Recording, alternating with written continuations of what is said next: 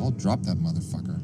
Recorded from the heart of the Music City, Nashville, Tennessee. What's his name? Fucking Shrek? Hey man, every book is a children's book if the kid can read. Sobros Network brings to you the Sobros Power Hour. 4 of us wolves running around the desert together in Las Vegas, looking for strippers and cocaine. That's cute. I remember when I had my first beer. Let the SobrosNetwork.com team get you to your weekend faster. I just don't know how to express myself sometimes when I need to be properly different. This is the Sobros Power Hour podcast. I'm going to Shabooms! Lord have mercy, I'm about to bust. Nashville, Tennessee. It is finally Friday. We are free again, getting our motors running for a wild weekend here on the Sobros Power Hour. It's your boy, Big Natural Stoney Keeley, flying solo on this week's episode of the Sobros Power Hour. You know I still got that mind right. I still got that ass tight, baby. It is the summertime. Memorial Day weekend in the rearview mirror marks the official, unofficial kickoff to summer in my book. It might be like 60 degrees outside while I'm recording this. The fucking Tennessee weather, man, it can't make up its mind. You're going to hear me like an old man shaking my fist at the sky, always talking about this Tennessee weather. But I don't care. We are in the mindset for summer. Hope you all had a chance to rest and reflect a little bit last weekend with the extra day off from the grind. Hopefully you got the extra day off from the grind. Technically recording this, well, I'm recording it on Thursday night. I'm going to release it on Thursday night whenever I'm done. It's a stressful week, and I know you guys probably get tired of hearing me say that. It's like, you know, if I'm always busy, it's not a surprise. It's not worth talking about anymore, but I want to get this thing up and published so that I can go ahead and schedule it for the Friday AM release. So subscribers getting a treat, some late night Thursday night listening for the Sobros Power Hour. But nonetheless, there's a lot of stuff going on in Nashville. There's a lot of stuff going on everywhere right now because, like I said, summer is in the air. It is the time of opportunity, the time of summer love. I hope you've all got your beach bods ready. I don't, but I don't care at the same time. You know what? I figured out, I wish I had figured it out sooner, but I figured out a while ago, a long time ago, that being sexy is more about being confident and being comfortable in your own skin and projecting that who gives a fuck attitude. Like, these are my titties, okay? You love them or you leave them. Look at all the hair on my back. Do I look bothered by it to you? No, I don't. And I'm going to tell you, that's hot. So I hope everybody's comfortable in their bodies. If you do need to get the beach bod going to feel good about yourself, hey, that's fine. I'm not judging. You do what makes you feel good, but I'm just saying, like, I'm ready for summer. I'm going to take my shirt off the next chance I get, and y'all are going to look at my body and be like, that dude drinks a whole lot of beer. And I do. I'm guilty as charged. So what of it? Don't judge me. It's the summertime. I do think the summertime takes on an entirely different meaning once you get older, because when you're young, it's just about frenetic humping. You know what I'm saying? It's like just love is in the air. Everybody is seeking that hookup. And when you get older, you're just like, God damn, what a good sunset. I love this sunset. So it's different, you know, as we get older and our fan base gets a little bit older with us. You know, things change, but I hope you are gearing up for a fun summer. However, you are going to be celebrating it, whether it's going to be lots of sex and puking on Broadway, or it's going to be lots of sunsets and grilling burgers and hot dogs in the backyard with your friends and family. 'Tis the season. 'Tis the season, baby. I had a good Memorial Day weekend. I had a great Memorial Day weekend.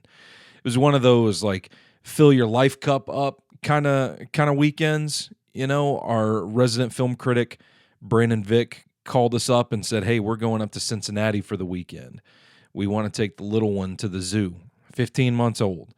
We're gonna take the little ones up to the. We're gonna take the little one up to the zoo, and we're gonna stay 2 nights, and we're gonna have us a good time, good old fashioned family fun. You and Aura want to come?" And I said, "Hell yeah, brother," because we have both been so fucking burnt busy over the last month, 2 months, really. I think Aura said that she's had one day off since the beginning of April. And you guys know that I am a lunatic that never leaves my office, and I'm constantly working on something. I was legit in the car watching Will Campbell film, getting ready for the 2025 draft guide, by the way. Yeah. Watching some Will Campbell film, left tackle out of LSU, on the car ride up there. So we're both like, we've got it bad, you know. We actually were supposed to have dinner tonight, but my wife got invited to a very special award ceremony at the last minute and was like, "Hey, sorry, I got to go." I'm like, "That's all right. I'm going to make saucy chickpeas. Saucy chickpeas, super easy. 2 cans of chickpeas, some garlic, some seasoning, a jar of spaghetti sauce, and a bag of spinach. You cook it. You top it with Parmesan cheese. You got saucy chickpeas. Relatively healthy dinner. I'm trying to get rid of my beer gut. So you know what? Like that stuff happens all the time. It's like, hey, this popped up. I got to go. We never see each other. But we had this holiday weekend squared away, and we're like, you know what? Like let's do it. Let's enjoy time with our friends, and let's just get away for a couple of days. And Nashville, to me, is a pretty elite 3-night town in its own right, right? Like there's only so much. I would say there's only so much drinking and live music you can take in and puking on Broadway you can do before I think you do kind of start getting that homesickness. Like, I don't know if this is good to sustain for an entire week. Let's go party for a few days and head back home. And one of the aspects that I love about living in Nashville so much is that we are so close to all of these other excellent 3-night towns. I mean, my wife and I, anytime we get overloaded and we got a chance to get a weekend away, it's, you know, Chattanooga, it's the Smoky Mountains, it's Knoxville. She's been down to Huntsville a few times for work, but, you know, same kind of energy. Memphis isn't too far, Louisville, Kentucky, Bowling Green, Kentucky, Birmingham, Huntsville, Alabama, Atlanta is only a few hours away, Asheville, North Carolina, St. Louis. I could go on and on. Cincinnati is in that class of town, and it was such an easy trip. I mean, my wife was like lead foot anyway, so if GPS says it's going to take 4 hours to get there, we're probably going to get there in 3. But an easy 4-hour trip, you just shoot straight up 65 from Nashville, make a right at Louisville, and maybe an hour later, you're in Cincinnati. And it was awesome. We woke up super early on Saturday morning. We went straight to the Cincinnati Zoo. We spent like close to 6 hours walking around that thing. Awesome zoo. The way it's laid out, highly walkable, plenty of space. It was a crowded day because it was beautiful. Storms were rolling in on Sunday, so all the families knew, like, hey, if we're going to get zoo action in this weekend, we got to go Saturday.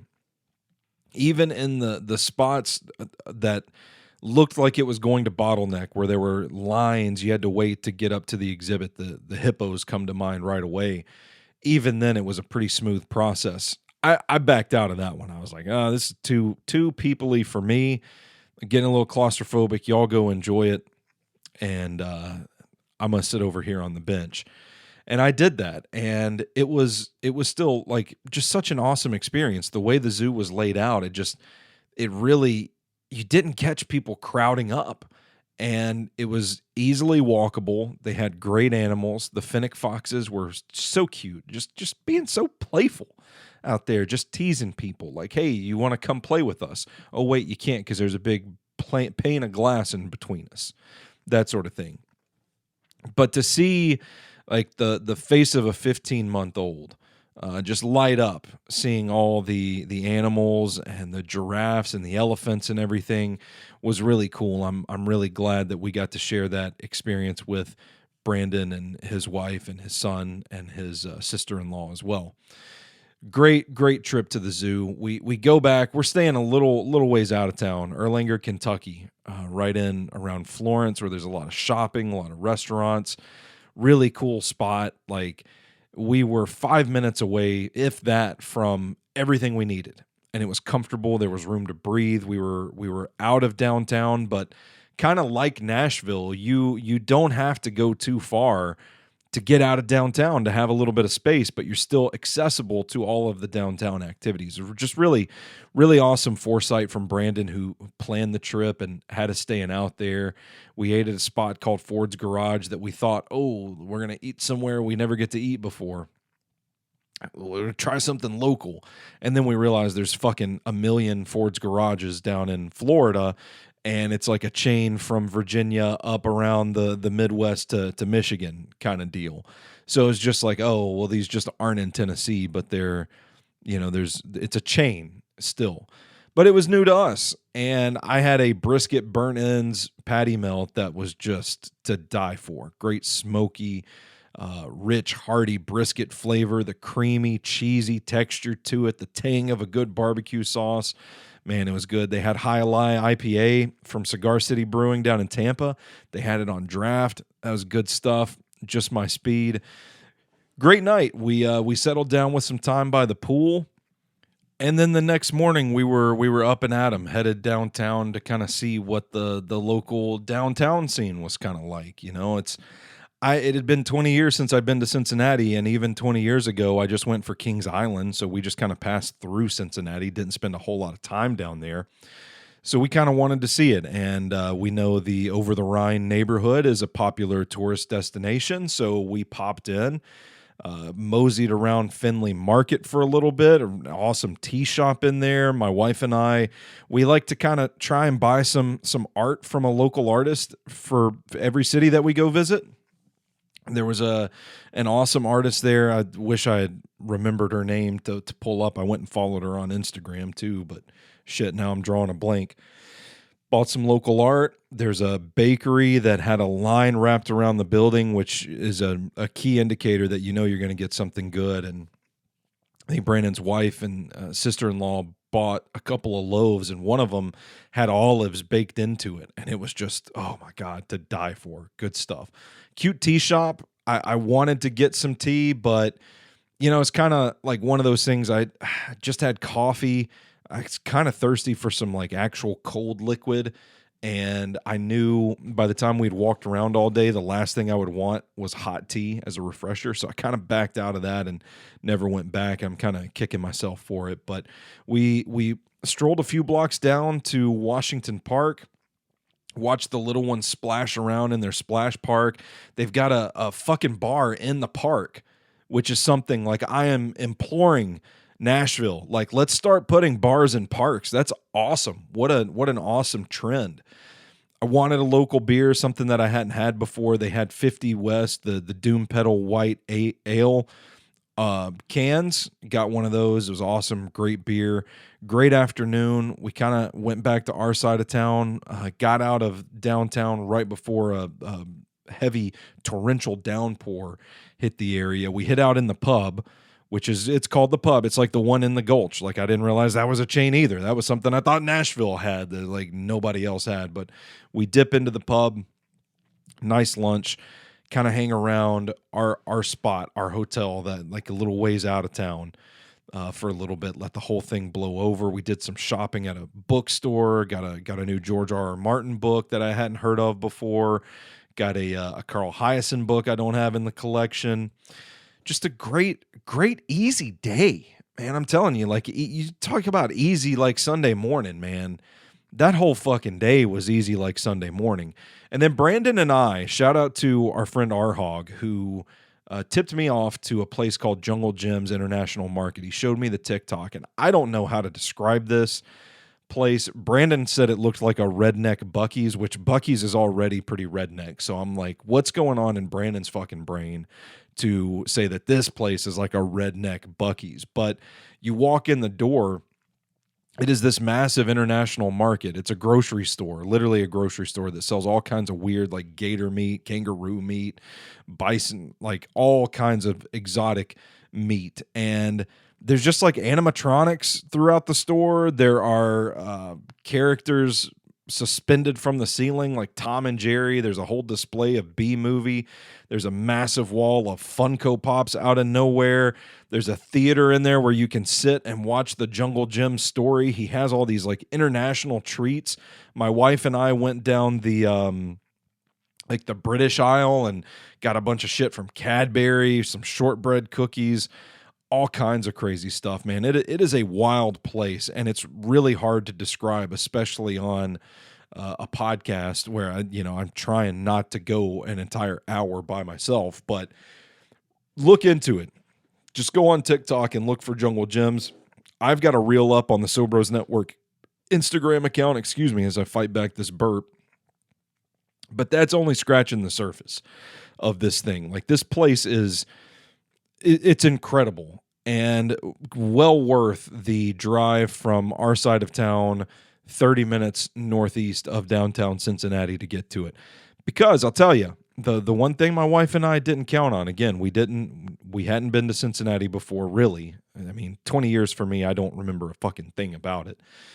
We didn't realize how beautiful of an area this was, this part of the country. Like, the way you drive down into Cincinnati and cross the bridge, it's a very picturesque town. But to go around downtown, get off in the hills to go up northeast to Jungle Gyms, it's really a beautiful drive. And that's the type of thing that I appreciate. I love a good scenic view. And I just really enjoyed that aspect of the trip. We get back to Florence, Erlanger, and we're kind of thinking like, man, we've been walking around for 2 days straight. My dogs are barking kind of deal, you know? So we're feeling like lazy hotel night. And the little ones like conked out, you know? Like it's been a long weekend. There's just a lot of excitement going on. So we're like, you know what? Let's just get some pizza and eat it at the hotel. Classic family vacation move, pizza at the hotel. But, we still wanted to try something local, and my wife is like, you give her an assignment like that, she's gonna find something. She's gonna dig until we have something we've never had before. And we landed on a spot called Bourbon House Pizza in Florence, Kentucky. And we had a bourbon barbecue chicken pizza that had barbecue chicken on it, and it had a Buffalo Trace bourbon glaze over top of the whole thing. When in Rome, right? It's bourbon country, the bourbon state, the bourbon city. I don't know what I'm thinking of Louisville. Louisville's the bourbon city, if I'm not mistaken. So let's win in Rome. And it was a great pizza. We housed the whole thing, got a good night's sleep, and we were on our way back to Nashville the morning of Memorial Day. And we were home at lunchtime. Got up at 8, had a nice breakfast at a spot called Taste of Belgium, and then we hit the road and we were back by 12:30. It's just nuts. Absolutely insane what a quick trip it was. So I've got a full travel guide up with pictures. I tried Skyline Chili for the first time, almost puked. That's all up at SobrosNetwork.com. There's plenty on Instagram. I got a couple of reels up there, including me trying Skyline Chili, but I can't recommend Cincinnati enough. And it is a great town. It was easily travelable. I don't know if that's you could traverse the terrain pretty easily. Washington Park was awesome. The zoo was awesome. The food was awesome. Where we stayed, it's not a crowded city. Again, like just the perfect getaway for a 3-night town. And my wife and I are already talking about going back. Like, we'd love to go to a Cincinnati Reds game. There's a sign museum up there that we didn't have time to go to. There's an Underground Railroad museum up there that we wanted to go to. All kinds of stuff. So we're already planning our trip back. And I would suggest, if you're looking for a quick weekend getaway this summer, Cincinnati's pretty easy, and the zoo alone, I think, is worth the trip. So I'd put it on my radar if I were you guys. But we do have some Nashville stuff to talk about. It's CMA Fest week, and not starting today, but next Friday, next week, it's going to be firing up. And Usually, I feel like every year I come on this podcast and I talk about how shitty CMA Fest is. It's not my cup of tea. It's crowded, a bunch of people down there. It's usually hot, sweaty, all that stuff. But I don't want to be negative Nancy this year because we earned our reputation as the Jaded Nashville podcast. And I don't think I want to be that. I want to celebrate. And I want to uphold the things that make this city unique. And CMA Fest is one of those things. So if it's your jam, knock yourself out. But it's firing up. And if you have forgotten about it and you're listening to this podcast, again, I'm not going to get into all my stories about how much CMA Fest sucks, how much it sucks to work downtown during CMA Fest and try to drive around all that shit. I'm not going to talk about all that. I'm going to say it's coming up, so don't forget and plan accordingly. CMA Fest is like a rite of passage for summertime around here. You know, I say, and I have said for years, kind of a bit, like, oh, Memorial Day is the official kickoff to summer. But it also, like, I'm not going to argue with you too much if you say when CMA Fest gets here, Bonnaroo, that is when the summer kicks off in Middle Tennessee. So here we are. I say, if that's your thing, if you're looking for something to do, man, there's all kinds of free shit going on down there. It is a mecca of country music, if that's your thing. It's coming up next week, and you better put it on your radar if you got to drive downtown for any reason at all. All right, back here. Had to take a break to take a sip of my beer. And I don't know if this qualifies as ASMR. I'm going to take one now.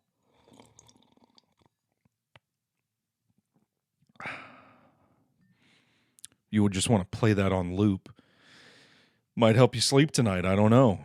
I've been thinking about getting into ASMR ever since our guy Paul wrote me a script for a guided meditation that you can find on the Sobros YouTube channel about the NFL draft. I think, maybe I have a future in it. I'm drinking on some longboard lager from Kona Brewing Company.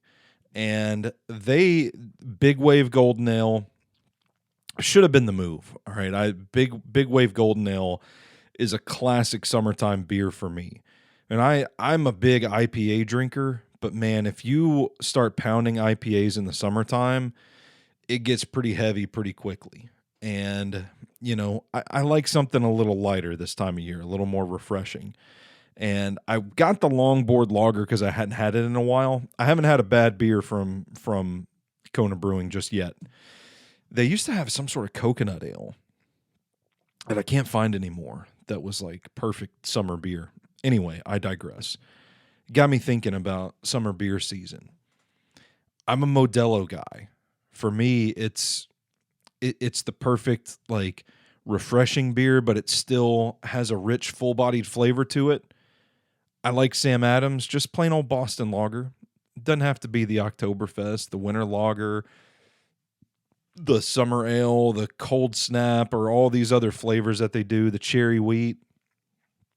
Just give me a good old-fashioned Boston lager in the summertime, and I'm good with that.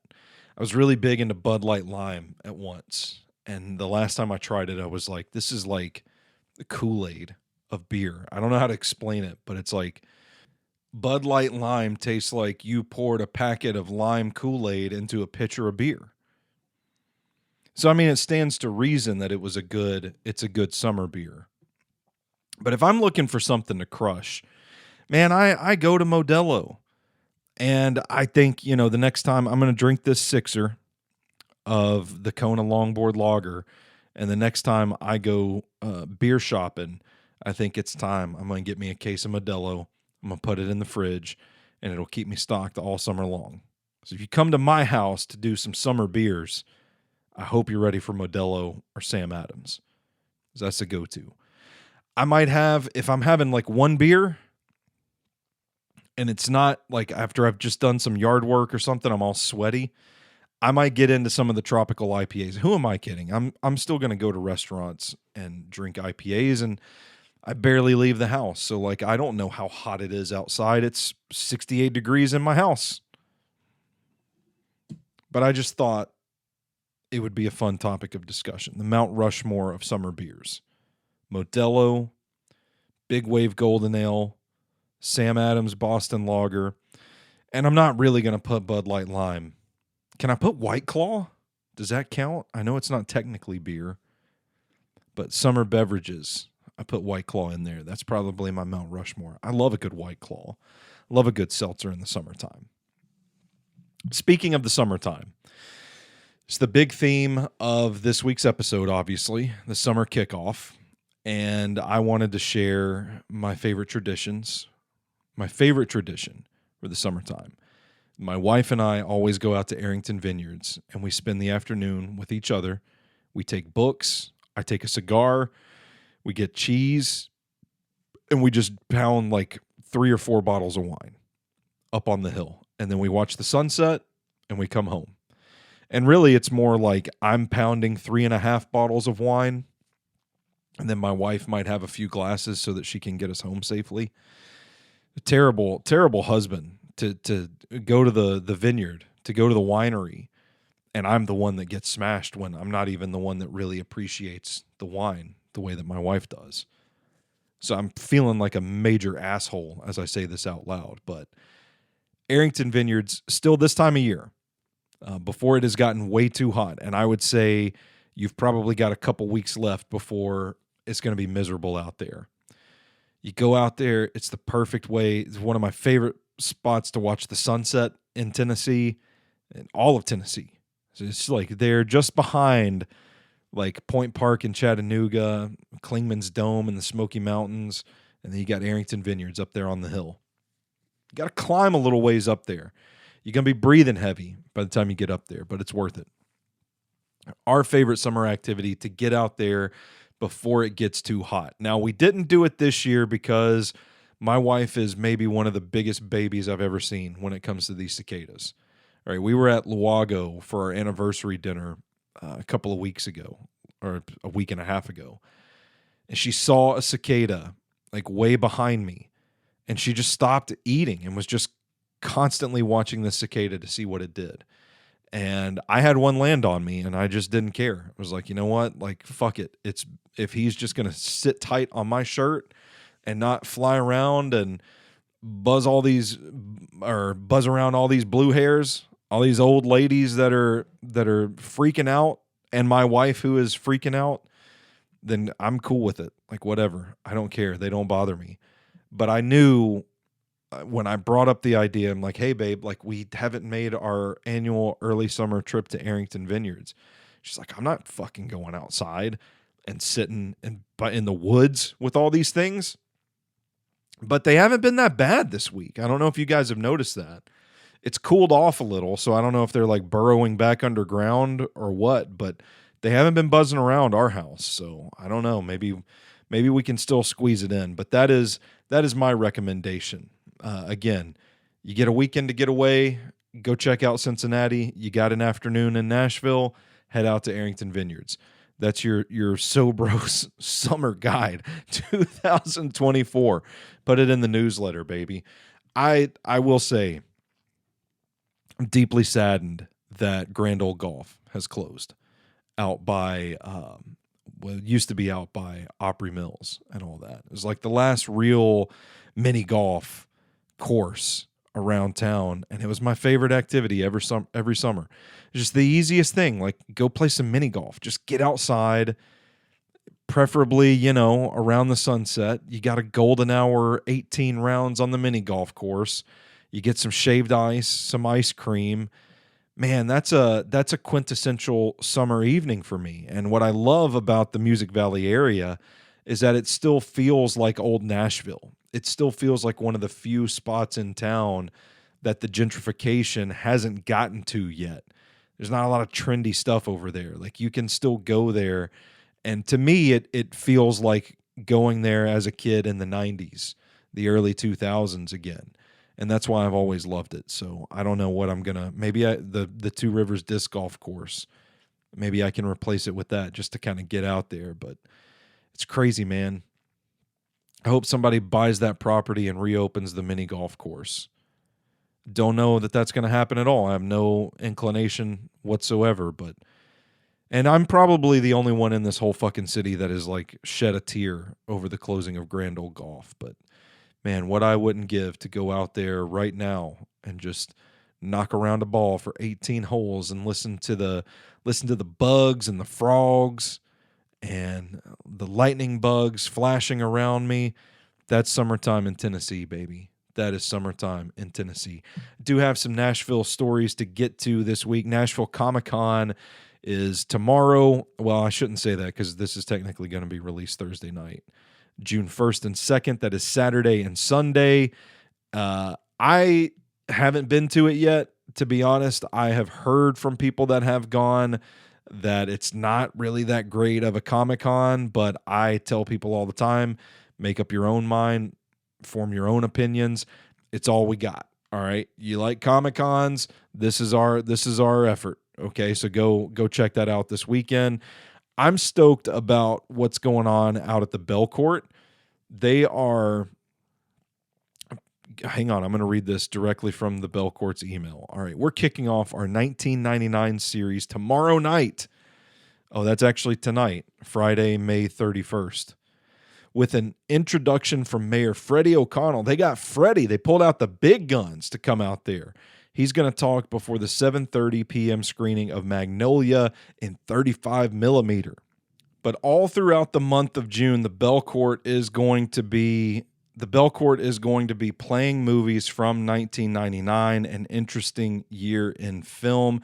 You can purchase 5-pack tickets. You can purchase a series pass.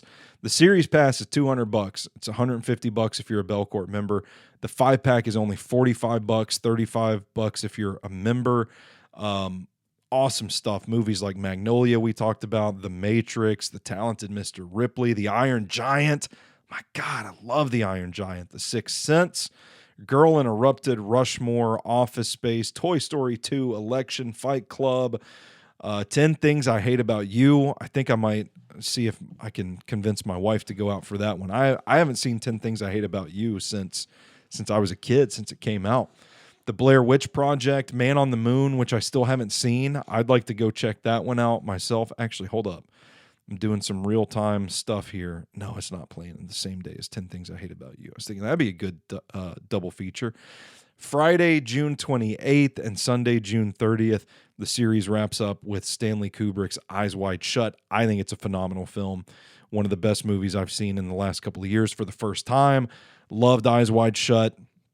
I'd love the opportunity to go check that out in person. But the Belcourt doing Belcourt things, man, ain't no doubt about it. They pull out all the stops all the time. This is no different. 1999, kicking off with Freddie O'Connell tonight. So you better go see that 35 millimeter screening of Magnolia, baby.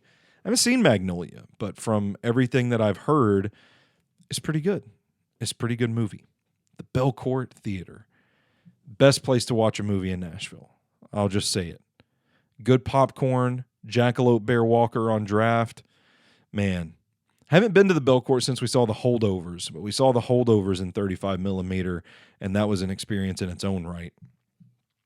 Elsewhere in Nashville, the Symphony announced their Spirits of Summer event is returning to the Skirmerhorn Symphony Center on Thursday, June 27th. This is via a press release, blending the experience of a live orchestra performance and a cocktail competition. The curated concert event pairs musical works with creatively crafted cocktails designed by notable Nashville mixologists. Man, the Nashville Symphony, they're doing their thing too. They're getting creative to get people out there. I think this is the 6th year that they've done this event, the Spirits of Summer. Go buy a ticket, NashvilleSymphony.org. Let me make sure I've got the website right there, NashvilleSymphony.org. Yeah, they are on top of it. You can buy tickets there. An awesome event. Elsewhere, I can't say elsewhere in Nashville after every story I do.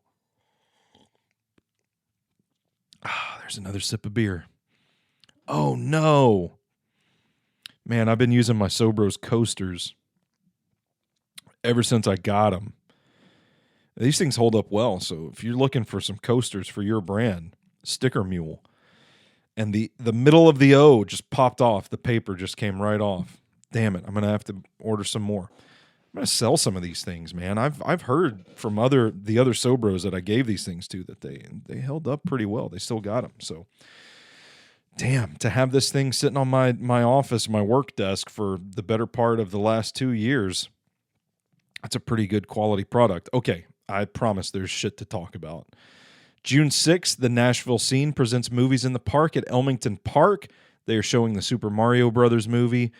I don't know why, but, and I'm not condoning this behavior, but like this feels like the perfect movie and the perfect event to just get like completely fucking blitzed and go like, am I crazy? Like, does the Mario Brother, like all the colors, the noises, like the lighthearted nature of the film just feels like that's the type of movie that is going to be awesome if you're just completely fucking blitzed. And then obviously don't drive home, call a Lyft, call an Uber. But Movies in the Park is back, courtesy of the Nashville Scene. Thank you, Nashville Scene, for playing Movies in the Park. A time-honored tradition in this country. I dare say Movies in the Park in summertime is a part of the fabric of Americana. June 12th, which happens to be my wife's birthday, is an evening with James Taylor at Bridgestone Arena. I think we're going to go to it, and that's not a joke. But James Taylor, like, he's one of those guys, right, that you kind of want that on your resume, don't you? Saw James Taylor. Big enough name. James Taylor's a panty dropper, too, by the way, if you didn't know that. An absolute panty dropper. So my wife says she wants to go. You know what I'm thinking? Panty dropping James Taylor. Panty dropping James Taylor. Maybe I'll get lucky. So yeah, we'll go and I'll sing my heart out, and we'll have us a good time. So you guys can see us there too. Buy your tickets to James Taylor. I never thought I would be talking about a fucking James Taylor concert on this show, but here we are. That's going to do it for us on this solo episode of the Sobros Power Hour. I did pretty well. I shortened a lot of it. I've cut a few topics out. I wanted to keep it to 30 minutes, but at least I didn't go 45. So give me that one. The closing icebreaker, I'm going with underrated summertime movies. These are movies that play well in the summertime. I'm going with Hustle and Flow, the story of DJ, the Memphis rapper, trying to make it big. It is a very sweaty movie, and if you've ever been to Memphis in the summertime, then, well, you know what? Makes a lot of sense. I'm going to go with The Rum Diary. The Rum Diary, a Hunter S. Thompson novel adaptation starring Johnny Depp, Amber Heard. I think it's the movie that they met on, if I'm not mistaken there. But it's one of my favorite books. Hunter S. Thompson, one of my favorite authors. The Rum Diary is one of my favorite books about a journalist that goes down and eats burgers and drinks rum down in, where is it set? I can't remember. Puerto Rico. And all kinds of crazy shit happens. And the movie adaptation of it I thought was pretty good, but it has summertime vibes. Good summertime vibes to it. I go with Your Highness. Now, that is a movie, and it's Highgness. It's, Danny McBride, James Franco. Really, really dumb fucking movie. I know you guys are going to watch it, and you're going to fucking hate me for recommending it, but I love their style of humor set in the world of fantasy and, like, medieval times and knights and all that. And my wife and I watch The Princess Bride every summer. It's got good summertime vibes to it as well. Good adventure fantasy story like that, with like the Goonies, those types of movies. And I think Your Highness has a little bit of that. I watch it every summer. I think it's an underrated summer movie. You guys are probably going to hate it, but that's on my list. And then, of course, The Nice Guys. Brandon first brought it to my attention as a summer movie, but he's like, you know what? It's kind of a sweaty movie. The style, the parties, very much has a summertime vibe to it. Russell Crowe and Ryan Gosling are impeccable in that movie. So that would be my Mount Rushmore of underrated summer movies. I'm going to get out of here. I'm going to try and get out of here before I hit the 40-minute mark, doing really well for myself. My name's Stoney Keeley. You can follow me on Twitter at Stoney Keeley, at Sobros Network on all major social media platforms. Rate, review, subscribe to the Sobros Power Hour. Hit up SobrosNetwork.com, SobrosShop.com, StackingTheInbox.com for all my NFL draft coverage and coverage of the Tennessee Titans. That's going to do it for me. Once again, I'm Big Natural Stoney Keeley, and until next time, you stay classy. Nashville did it.